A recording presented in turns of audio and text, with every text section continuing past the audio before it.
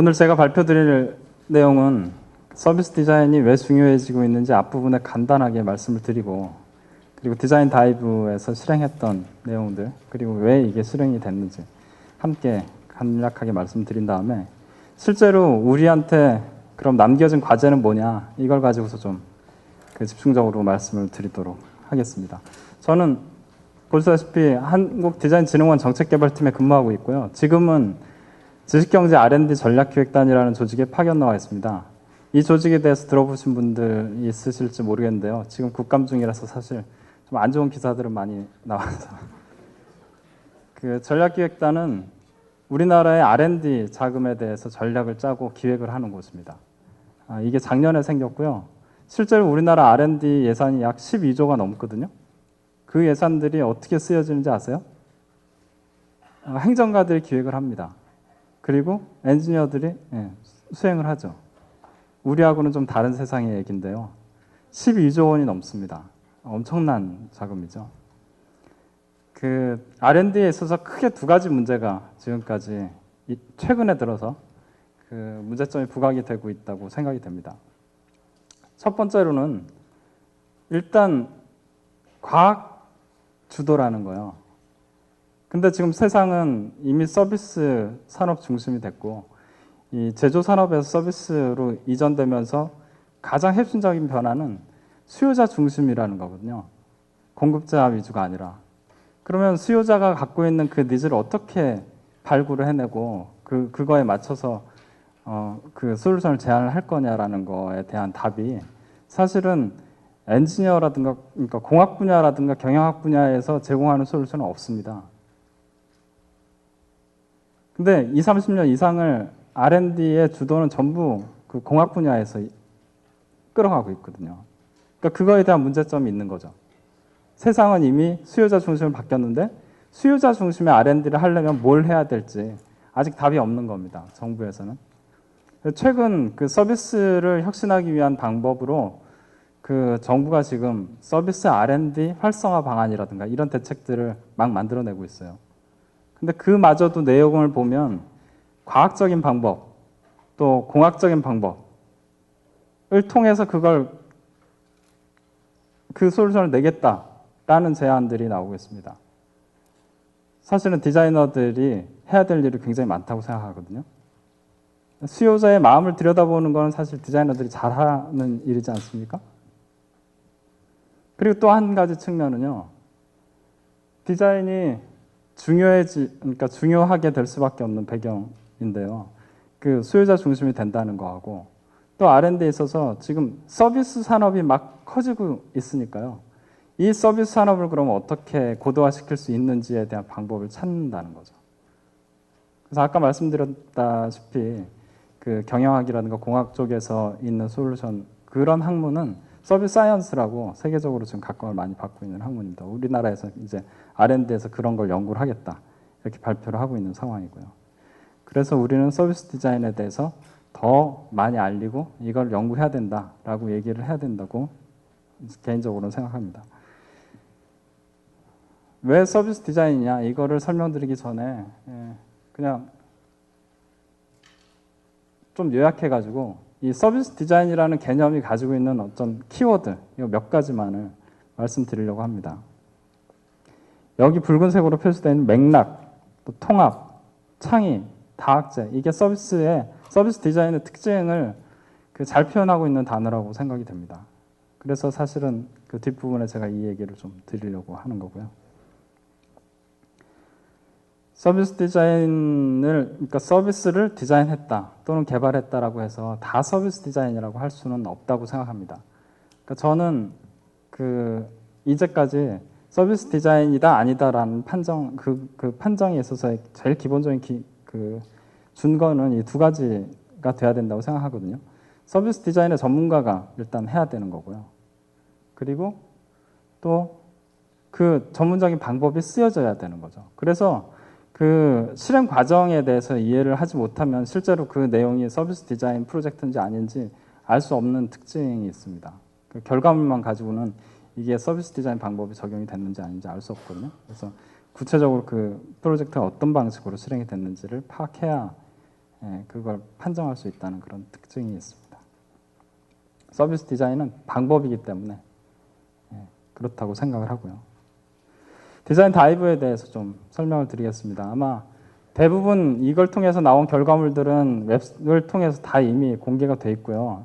요 실제 최종 발표일에 있었던 영상이라든가 이런 것들이 전부 공개가 되어 있습니다. 그래서 조금이라도 관심이 있으신 분은 그 웹사이트를 통해서 보시면 될 것 같고요.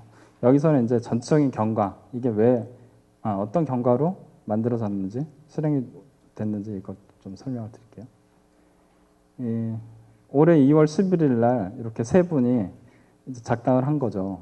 디자인 쪽에서 서비스 디자인을 연구하는 뭔가 움직임이 있어야 된다. 이런 필요성을 느꼈습니다. 그래서 사실은 스터디를 하자고 해서 이제 시작이 됐는데 벌려놓고 나니까 너무 신청들을 많이 하셔가지고요. 그 프로그램이 총 2개가 운영이 됐습니다. 첫 번째 거는 10년 후에 우리의 그 미래가 어떻게 바뀔 건지, 어떤 서비스들이 나올 수 있을지 이걸 좀 상상을 해보자. 사실은 클라이언트가 없었기 때문에 그런 거죠. 그리고 이제 두 번째는 그 발표를 보시고 나서 에버랜드에서 우리도 한번 이런 디자인 주도의 서비스 혁신 워크숍 같은 걸 한번 해보자라고 제안을 주셔가지고 실행이 됐습니다. 그래서 이제 디자인 다이브가 가지고 있는 비전을 이렇게 설정을 했고요. 그 10년 후의 미래를 디자인이 전망을 한다라는 거의 의미는 굉장히 큽니다. 그러니까 R&D에 있어서도 그게 굉장히 큰 의미를 갖는데요. 그 초반에 말씀드렸듯이 우리나라의 R&D 과학기술 주도예요. 그래서 과학적 방법이라는 거는 자기가 현재 가지고 있는 위치에서부터 시작을 합니다. 계단식으로 이렇게 올라가는 거죠. 그래서 기술 로드맵이라는 게 만들어지고요. 근데 디자인은 그것과는 전혀 달라요. 그냥 상상하는 거죠. 창의적으로. 그 시작은 1996년에 필립스 디자인 센터가 시작을 했습니다. 비전 오브 더 퓨처라는 동영상, 짧은 영상인데 이걸 발표함으로써 이제 그 10년 후에 우리가 이런 서비스를 이용하게 될 것이다라는 걸 전망을 했죠. 사실은 디자이너들한테 굉장히 큰 자극을 준 사건이었습니다. 이게 약 디자인 센터에서 3년 정도 연구를 해가지고 발표한 거라고 하고요. 10년 후에 또 이걸 집요하게 조사를 해봤어요. 이 내용 중에 어떤 기술들이 그럼 실현이 됐는지. 놀랍게도 80% 정도가 실현이 됐다고 합니다. 그거는 실은 디자이너들이 정말 그 예측을 잘해서가 아니라고 생각해요. 나사에서 우주정거장을 어떤 계기로 만들게 되는지 아세요? SF 소설가가 쓴 단편소설을 보고서 만들기 시작했어요. 과학자들이.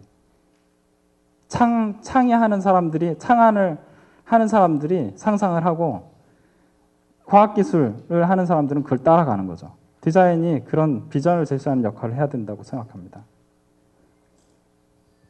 디자인 다이브 2020은 그 2월 이후로 접수를 시작해가지고 약 200명 정도가 모였고요. 실제 그 참여한 분들은 80명 정도, 10개 팀으로 운영이 됐습니다. 이렇게 많은 분들이 참여를 해주셨고요. 정말 감사드립니다. 여기 보시면 대부분 디자이너 아니고요. 아닌 분들이 굉장히 많습니다. 다학제적인 조직이었고요. 그리고 이제 그게 끝난 다음에 보고서를 만들었습니다. 이 보고서도 역시 공개가 다 돼 있습니다. 각 팀이 만든 그 결과물이. 이런 정도 4개의 큰 테마를 가지고 10개의 세부 주제로 연구가 됐고요. 그리고 이제 나온 결과물들 중에 일부 제가 캡처를 해서 보여드리려고 하는데 아까 계속 오늘 종일 보셨던 뭐 고객 여정 맵이라든가 고객 감정 선이라든가 또 이런 블루프린트 이런 것들이 각 팀마다 그 프로세스를 거치면서 그 만들어졌죠. 여러 가지 유형의 블루프린트 중에 하나입니다. 이게 이제 에버랜드에서 실행이 된 사례입니다. 에버랜드에서는 굉장히 짧은 기간 동안 그 4개의 팀이 참여하면서 하루는 에버랜드에 가서 직접 경험을, 사용자로서 경험을 하고, 그러니까 팀마다 그 리서치 플랜이 조금씩 달랐는데, 이제 어떤 팀은 그 롤플레이를 한 거죠. 자기는 엄마, 딸 이렇게 정해놓고, 또 다른 팀은 그 팀을 관찰하고, 뭐 그런 여러 가지 방법을 채택을 했었습니다. 그래서 그 경험을 해보고 그 내용을 가지고서 하루짜리 워크숍을 했어요. 그래서 각 팀은 이렇게 발표할 때 실제로 연기를 하면서 재연을 했고, 그리고 이제 에버랜드 실제 경영진들도 참여를 했었고요. 그래서 이 내부에서는 약 4개의 팀에 관련되는 프로젝트가 그 다음 그 실제 프로젝트화 되기를 이제 검토하는 그런 단계라고 들었습니다. 여러 가지 이런 서비스의 사례 이런 것들이 이제 그 프로토타입으로 제안이 됐었습니다. 마지막으로 우리가 좀 앞으로 극복해야 될 과제들 3가지 이슈를 제가 잡았는데요. 새롭게 생각하는 게 되게 중요해졌다는 겁니다. 그러니까 좀 별로 새롭지 않네요. 그 뇌의 무게가 전체 몸무게 대비 얼마 정도 되는지 아세요? 2% 정도 된대요. 굉장히 생각보다 작죠. 대신에 에너지 소비는 20% 정도를 한다고 합니다. 굉장히 많이 쓰는 거예요. 전체 몸의 장기 중에 뇌가 제일 많은 에너지를 쓰고 있습니다. 심지어 그 자기 직전까지도 이렇게 20% 정도를 쓴다고 하니까요. 근데 여기에서 이제 문제가 생겨요. 사람들이 어떤 판단을 할 때 굉장히 그 익숙해져 있는, 그리고 빨리 결정할 수 있는 방법으로 선택을 하는 습성이 있다는 거죠. 왜 그러냐면 살아야 되니까. 항상 그렇게 많은 에너지를 쓸 수 없잖아요. 그러니까 자기가 한 번이라도 경험해 본 무언가가 있다면 이제 그게 스키마가 돼가지고 판단을 하게 되는 거예요. 휴리스틱과 바이어스라는 논문이 있습니다. 데니얼 키네만이라는 심리학자가 쓴 논문인데, 이 논문을 통해서 행동경제학이 만들어집니다. 행동경제학의 창시자라는 그 명목으로 그분은 노벨 경제학상을 받죠. 심리학자이면서. 그러니까 행동경제학이라는 게 애초에 심리학의 근거를 가지고 있는 거예요. 실험 심리학에. 근데 이분이 얘기하는 것도 그거예요. 사람들이 늘상 잘못 판단한다는 거죠. 그리고 논리적으로 생각하지 않는다는 겁니다. 알고리즘하고 반대의 얘기거든요. 이 논리적인 사고를 하지 않고 그냥 습성, 그 자기 습관에 따라서 판단한다는 거죠. 그걸 휴리스틱이라고 하는데요. 그거에 따라서 바이어스가 생긴다는 겁니다. 전통 경제학에서는 굉장히 이성적인 인간을 전제로 하고 있는데, 이 행동경제학은 전혀 그렇지 않죠. 사람들은 항상 실수하고 또 똑같은 조건을 주어놓으면 그 실수를 계속 반복한다 라는 전제를 가지고 있습니다. 그러니까 그 뇌가 그렇게 생겨 먹었기 때문에 계속 실수를 하는 거거든요. 그래서 창의성이라는 게 어려운 겁니다. 굉장히 많은 에너지를 소비해야 되거든요. 계속 새롭게 생각해야 되니까. 한번 왔던 길을 잘 찾아가세요? 저는 굉장히 찾기 힘들어요. 계속 새로 생각하느라고. 길을 잘 못 찾으시는 분들은 굉장히 창의적이신 거죠. 그리고 두 번째로는 깊게 느끼기. 사용자를 맥락적으로 관찰한다든가 그런 이슈가 있습니다. 굉장히 깊게 관찰해야 된다. 그 트라이포드라는 일본의 회사가 있는데, 여기 워크숍에 참여하면서 굉장히 깊은 감명을 받았는데, 이분이 이제 트라이포드의 대표이신 나카가와 사토시라는 분입니다. 유니버설 디자인의 대가인데요. 이 회사에는 리드 유저라고 부르는 사용자 군이 10,000명 정도 있다고 합니다. 리드 유저는 앞선 사용자라는 뜻인데 실제로는 장애인들이에요. 그래서 볼펜을 개발한다 그러면 뭐 그 손목이 불편한 분들, 뭐 어떤 근육을 못 쓰는 분들, 이런 분들로 그 팀을 짜가지고요, 그 트라이포드의 디자이너들하고 같이 그 문제를 해결하는 거죠. 실제로 멀쩡한 분한테 이렇게 씌워가지고 마치 약시자라든가 아니면 노약자들의 환경을 경험해보게 하는 거죠. 디자이너가 왜 서비스 디자인을 하는데 강점이 있느냐, 이런 얘기를 많이 듣습니다. 근데 그 리드 유저가 주는 시사점이 굉장히 크다고 생각을 해요. 2차 대전 때 잠수함 안에 토끼를 가지고 들어갔다고 합니다. 왜 가지고 들어갔는지 아세요? 토끼가 죽으면 떠올라야 되거든요. 산소 부족에 대해서 굉장히 민감성이 높은 동물이죠. 카나리아도 그렇고 광부들이 이제 카나리아를 가지고 들어간다. 디자이너들이 사회에 있어서 그런 역할을 한다고 생각합니다. 굉장히 민감성이 높은 사람들이에요. 까다롭고 성격 별로 안 좋고 그렇죠. 민감하게 길러지고 또 태생적으로 그렇습니다. 그래서 뭔가 어떤 물건을 봤을 때 이건 아니야. 그냥 알겠어. 이건 내가 원하는 디자인이 아니야. 설령 자기가 그렇게 디자인을 못하더라도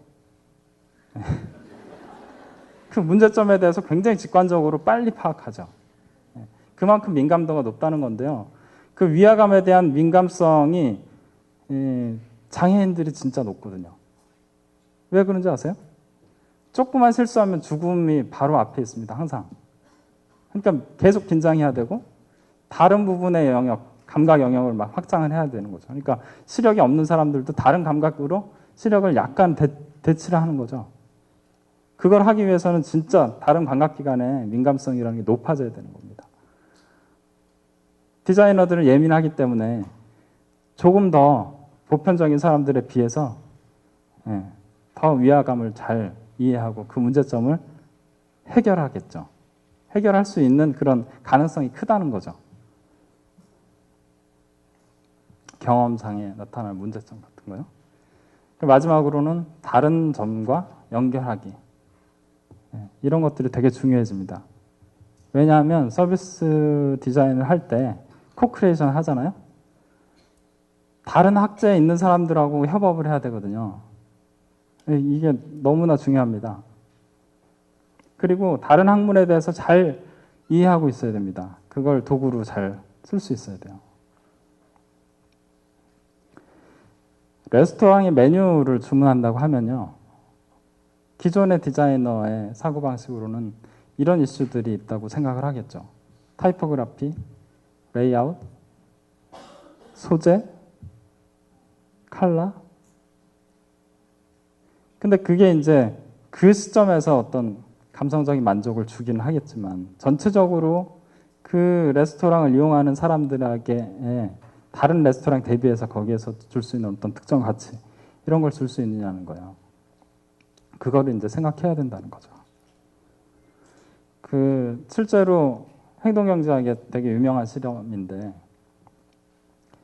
그 레스토랑에 두 가지 조치가 돼 있는 테이블이 있어요. 이쪽 테이블에 앉은 사람들은 메뉴 주문 방식이 그냥 가서 보편적으로 우리가 주문하듯이 뭐 드실래요? 물어보면 버거요? 그러면 이렇게 순서대로 쭉 돌아가면서 하는 거죠. 이쪽 테이블은 시트를 나눠줍니다. 그래서 이제 거기에 체크를 자기가 하게 하고요. 그랬을 때 만족도가 달라진다는 거죠. 예상하시듯이 이쪽이 훨씬 더 내가 비싼 음식을 먹은 것 같다. 이렇게 만족감을 표시를 하는데요. 실제로 거기에는 비싼 가격을 매겨도 되는 거죠. 그 서비스의 가치를 그 메뉴를 제공하는 프로세스를 개선함으로써 할 수 있는 겁니다.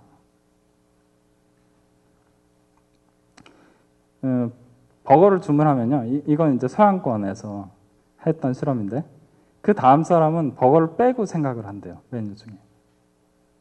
우리나라 같으면 또 다른 문화권이니까 좀 다르겠지만 결과적으로는 두 문화권이 전부 다 이쪽에 비해서는 만족도가 좀 떨어질 거다라고 예상할 수 있겠죠.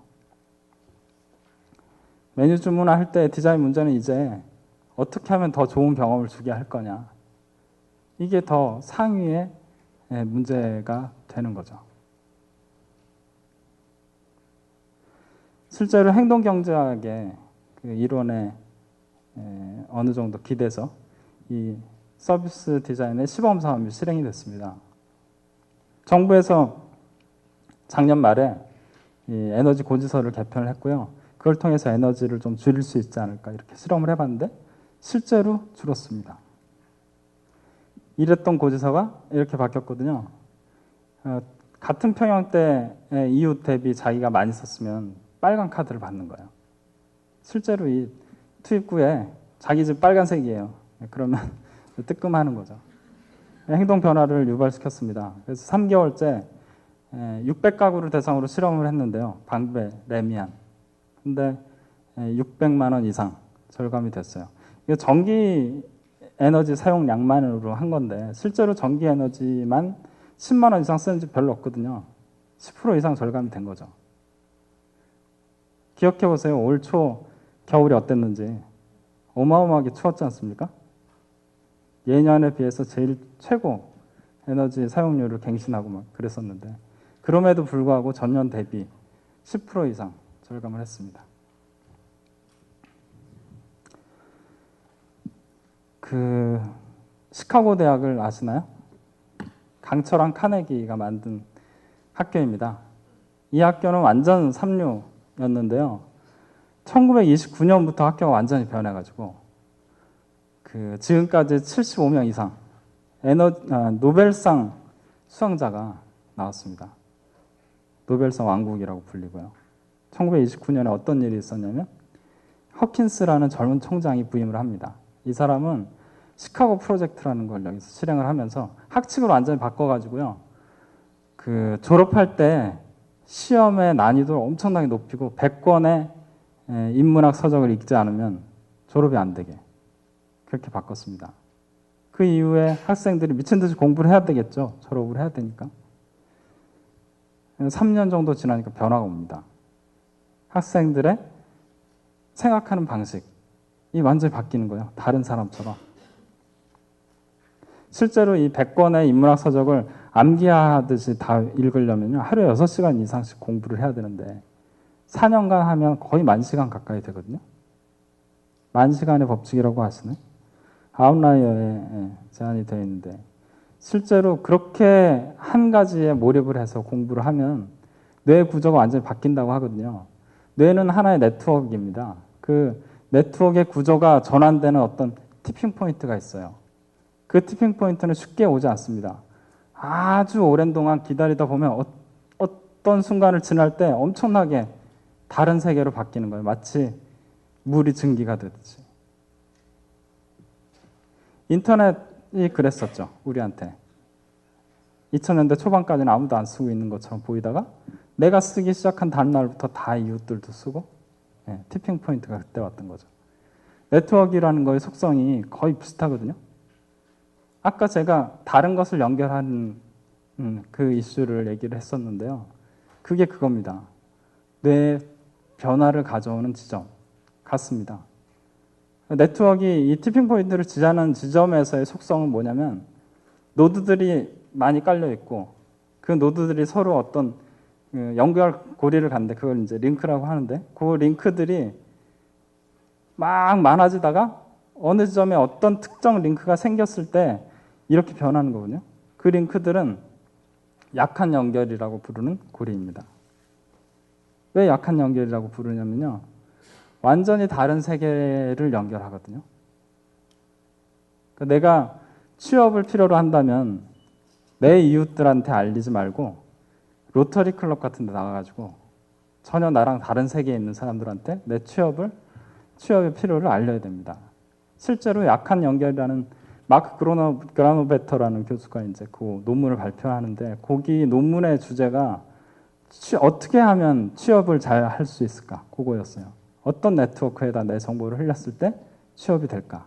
그걸 실험을 해봤더니 강한 네트워크, 나와 어머니, 동생, 강한 네트워크입니다. 이 네트워크 안에서는 정보가 잘 순환이 되지만 밖으로 안 나가요. 거기에 정보 흘려서는 소용이 없다는 거죠. 약한 네트워크를 통하면 완전히 다른 세계가 서로 만나게 되고요. 그 세계가 다른 세계끼리 연결되는 순간에 이쪽에서 쓰였던 방법론, 그런 세계관, 이것들이 이것과 서로 융합이 되는 거죠. 서비스 디자인에서는 디자이너가 다른 분야의 학문들을 이해하고 그 사람들과 같이 일을 해야 됩니다. 그래서 연결이라는 이슈, 융합이라는 이슈는 굉장히 우리한테 더 다가와 있고 중요한 이슈다. 그렇게 생각을 합니다.